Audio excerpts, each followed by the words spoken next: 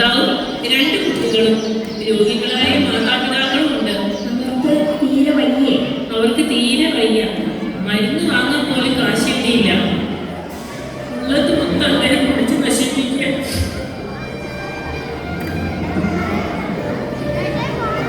ഇവിടെ ഇല്ല, പണിക്ക് പോയിരിക്കുക. ഇപ്പൊ വരും.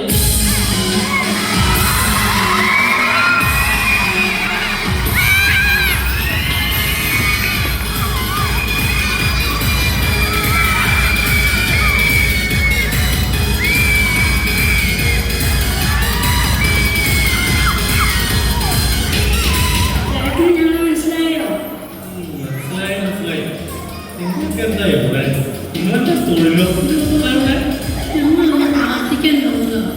അപ്പച്ചനും അമ്മച്ചി സുഖമില്ലാതെ ഇരിക്കുകയല്ലേ? നിങ്ങൾ പ്രാർത്ഥിച്ചിട്ട് വേണമല്ലോ അവരുടെ രോഗം മാറാൻ.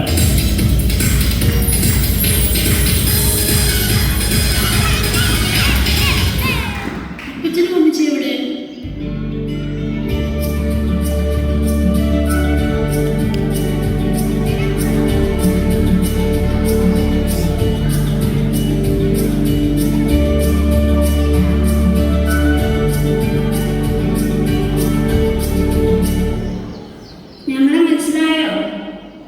മനസ്സിലായി മോളെ.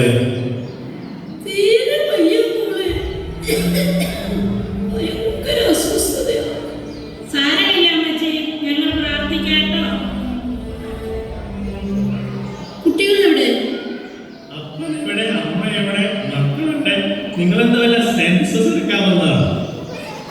ഇവിടെ ഉണ്ട്. കുട്ടികളുടെ കാര്യം വല്ലാത്ത കഷ്ടത്തിലാണ്. അവർക്ക് പുസ്തകം വാങ്ങാനുള്ള കാശ് പോലും അദ്ദേഹം തരുന്നില്ല. കരയുണ്ട ചേച്ചി.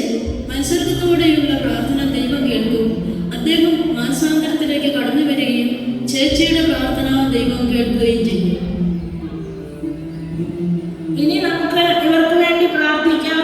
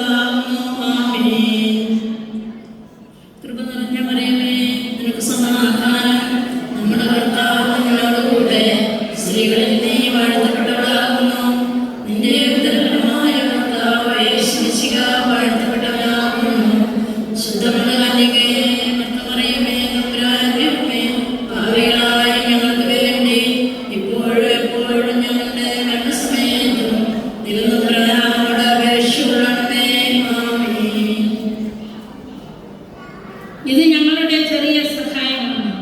ഞങ്ങൾ ഇറങ്ങട്ടെ ചേച്ചി. ദൈവം ചേച്ചിയെ കൈവിടുകയില്ല. C2 ഞായറാഴ്ച വിശുദ്ധ കുർബാനയ്ക്ക് ശേഷം സമാജങ്ങൾ ഒന്നിച്ചു കൂടിയിരിക്കുന്നു.